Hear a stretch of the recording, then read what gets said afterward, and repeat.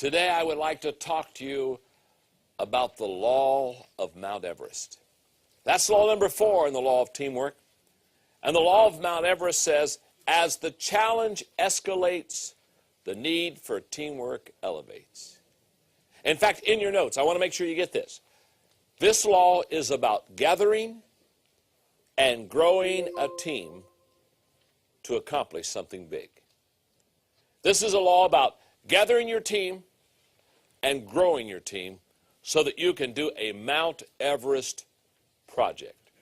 Now, let me apply the law of Mount Everest this way. If you're just going to climb a hill, now we're doing this taping today in Atlanta, and Atlanta's got a few hills. It's got Stone Mountain. It's not a big mountain. I mean, I suppose in about an hour and a half, if you want to, you can climb it. If you want to go climb Stone Mountain, you can do that on your own. Isn't that true? You know, just put on your sneakers, put on your jogging outfit, your shorts or whatever, and go over there and just start at the bottom. And about an hour and a half later, you'll be at the top of Stone Mountain. So if you want to climb Stone Mountain, you can do that on your own. In fact, can I tell you something? You don't need a team.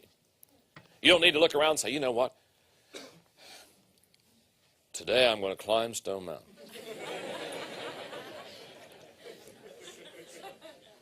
And I think I need you to come along, and we need to get some ropes. And no. If you're going to climb Stone Mountain, you can do that on your own. But the law of Mount Everest says, if you're going to climb Mount Everest, if you're going to tackle something really big, you're going to have a team. And you're not only going to have to gather a team, you're going to have to grow a team. You're not going to have to get people around you. See, if you're going to climb Mount Everest, if I'm going to climb Mount Everest, if I'm going to climb Mount Everest, I don't just go to any group and say, hey, gang, I'm going to fly over and climb Mount Everest, and I want you to be on my team. Now, that's not the way you do it. I may not want them on the team. I mean, hello? What's your name? Ron. Ron may not like heights. That's a drawback. So if I'm going to climb Mount Everest, it's just not like getting people together. It's getting the right people together. So it's not only gathering a team, it's also growing a team. Now, the law of Mount Everest begs for 3 questions. Question number 1. What is my dream? You got to start there. And let me just say this, for some of you in the room, some of you watching this training video on teamwork, for some of you, you don't need to go to number 2 or 3. Because your dream is so small, it's not Mount Everest. You follow me? It's kind of like exist. Breathe. See. Walk. So if you don't have a big goal or a big dream, you don't need to fill in the next 2 things. But you got to ask yourself, what is my dream? That's the first Mount Everest question that you have to ask yourself. Do I have a little dream? Do I have a big dream?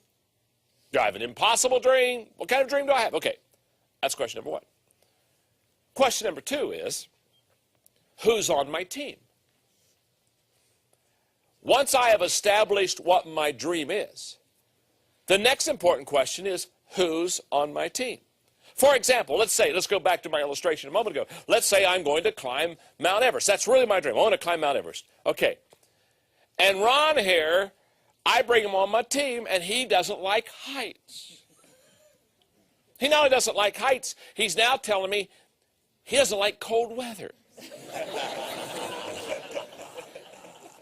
And then he says, you know, John, I'm not trying to add problems to this issue, but I also am quite clumsy.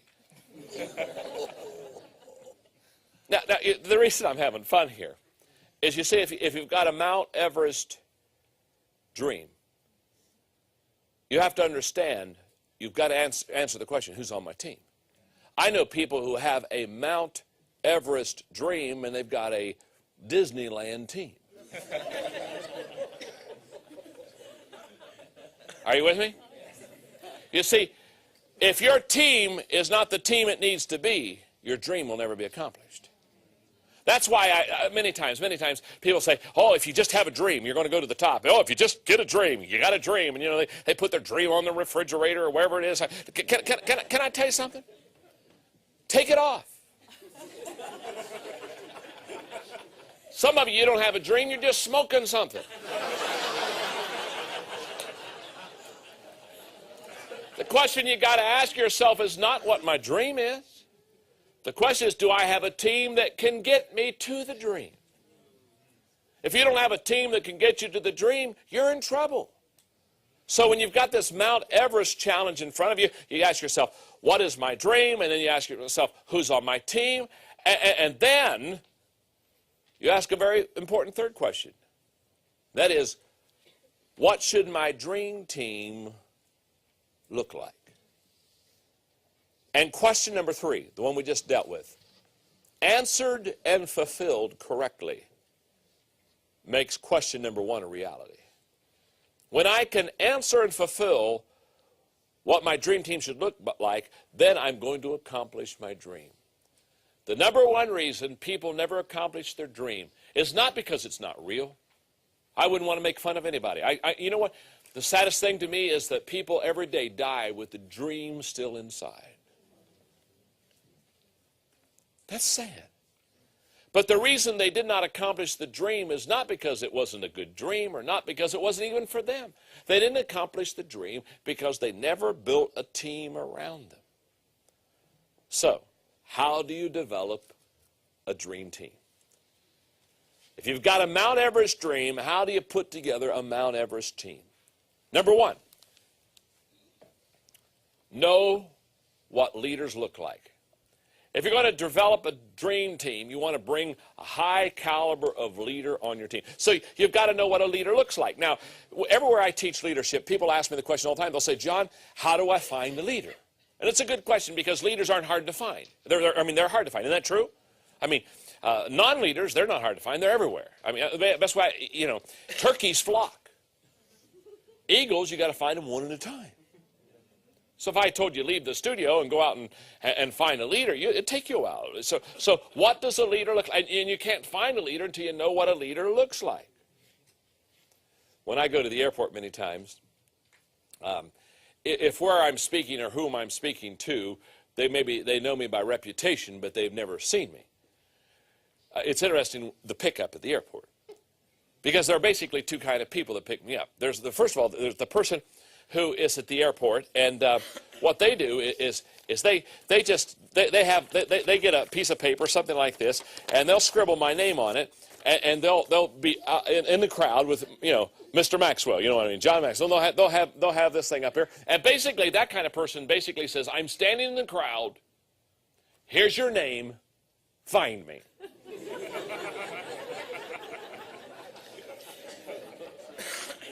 Sometimes I do, sometimes I don't. Sometimes I don't look hard. Sometimes I just go straight to a taxi. Go to my hotel and say, I'm in my room, you find me.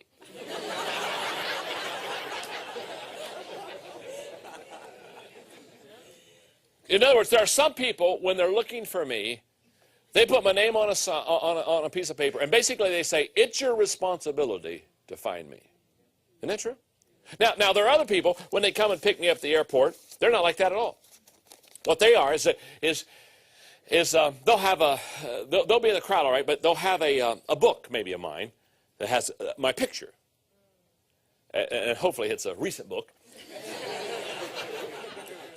and what they'll do is they'll have the book open and have my picture there.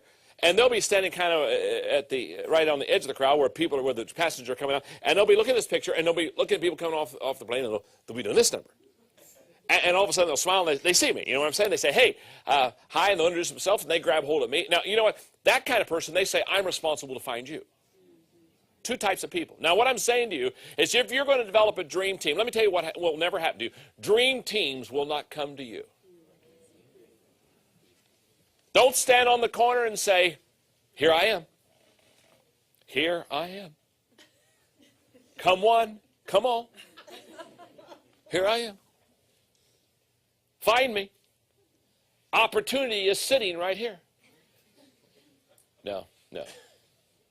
If If you're going to develop a dream team, you've got to go out and get them. And let me just say 3 things about leaders. 1, leaders are hard to find because there's not an abundance of them. In fact, I've never seen an abundance of leaders anywhere. When I speak for companies and corporations all over America, I have never gone to the president or CEO of a company and had them look at me and say, John, we're delighted you're here. We do have a problem. What's the problem? Well, we have too many leaders in this organization. We have too many great leaders. My goodness, we're just loaded up with leaders, and we have a leadership glut in our organization. Never have I found that. Why? Every organization I know, every business I know, every government agency I know, every church I know, they don't have enough leaders. Why? Leaders are hard to find. Not only are they hard to find, leaders are hard to gather. Once you find them, it's not easy to gather those people. Why? Because they have their own mind. They have their own agenda. So you go over to a leader. What's your name, sir? Jimmy. I go over to Jimmy and I say, Jimmy, come on, join my team. Now, if Jimmy's a leader, Jimmy just doesn't jump in line. Hut 2, 3, 4, hut 2, 3, 4, hut 2, 3. You know, Jimmy, he doesn't even move. He's the leader. He looks at me and says, he starts asking me questions. He says, where are you going? How long are you going to be there? What you going to do when you get there? Can I drive?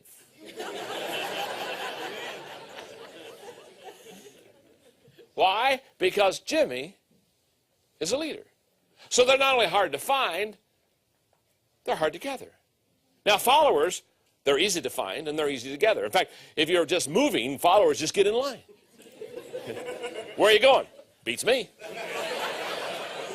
When you coming back? Don't have a clue. What's your goal? Hope there's a water fountain at the end of the line. Leaders are hard to find, leaders are hard to gather, and thirdly, leaders are hard to keep. You don't keep leaders. I mean, they just don't hang around, especially if you're bad. Leaders don't wait around for your day to come. If you're making it happen, if you're going somewhere and you're doing something, they're on the team. But I mean, the moment it gets a little plateauish and the moment it gets a little bit slack, they're out of there. Isn't that true? So, develop a dream team. You've got to know what a leader looks like. You've got to be able to see them coming. How many times have we looked at opportunity and it's passed us, and as soon as it passes us, we say, oh my goodness, I wish I would have done that. Now, why is it we're so good when opportunity passes? It's very simple. We didn't know what it looked like when it was coming. If you want to develop a dream team, number 2, you have to show potential leaders how to lead. In other words, you have to model leadership for them. I found out a long time ago, we teach what we know, but we reproduce what we are. That's why I always say a leader develops a leader. A non-leader doesn't develop leaders. Takes one to know one, takes one to grow one, takes one to show one. So you want to model leadership. People do what people see. And thirdly, if you really want to develop a dream team, you need to grow leaders through training. You need to spend time growing the people around you.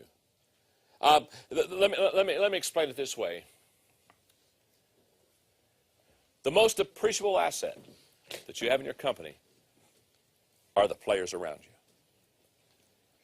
And as you look at your team, as you evaluate your team, what you want to do more than anything else is you want to train your people, you want to believe in your people. In fact, I've always said, put a 10 on their head. Put a 10 on their head. Communicate to them like they're a 10. Treat them like they're a 10. Believe in them like they're a 10. Put a 10 on their head. Because here's what I want you to know. The people on your team have potential to grow. In fact, let me say this as a leader. If the people on your team today are the same that they were last year, you haven't done your job. And to all the team players, I want to say this to you. If you're the same today as you were a year ago, you haven't done your job. Does that make sense? Now, the law of Mount Everest says when you have this humongous goal or dream in front of you, the need for teamwork escalates as the challenge elevates. The law of Mount Everest says the bigger the challenge, the better the team. So what you do is you don't go after the big dream first. You go off of you start developing the team first. And as they're capable, then you go after the big dream. Love this story. It's a Mount Everest story, but it'll work real good here. A true story of a guide who took a team to go to the top of Mount Everest, got in a major storm. They got about 2/3 of the way up, had to go back down. And obviously, because everybody flew in, great expense, great training, a lot of time and effort, everybody was disappointed. So the guide, knowing the disappointment of the team and knowing they didn't get to the top, said, before we go home tomorrow, we'll have dinner at the lodge tonight. And they had dinner. And it was kind of a somber mood. The people were, well, they were just disappointed. And so after their meal together, and it was kind of a low-key evening, the guide stood up in front of them and said, before we leave, he said, I want to share something with you. Now, right behind him on the wall in this lodge was a major picture of Mount Everest. In fact, it was as big as the wall. And as he was addressing the people that didn't make it to the top, he turned his back to them and he looked at this picture. And he began to talk to Mount Everest. And here's what he said. He said, Mount Everest, I want to say something to you tonight. We tried to climb to the top. We tried to conquer you. And we failed. We had to come back down. Mount Everest, I want you to know today you defeated us. But Mount Everest, I want to say something else. We're coming back again next year. And Mount Everest, I want you to know when we come back next year and endeavor to climb to your top next year, I want you to know that we will defeat you next year, Mount Everest. And let me tell you why. Because Mount Everest, you're as big as you're ever going to get. But the people on this team, we can get bigger. And that's the law of Mount Everest. Gather your team and grow your team. And then take on that big dream and go all the way to the top.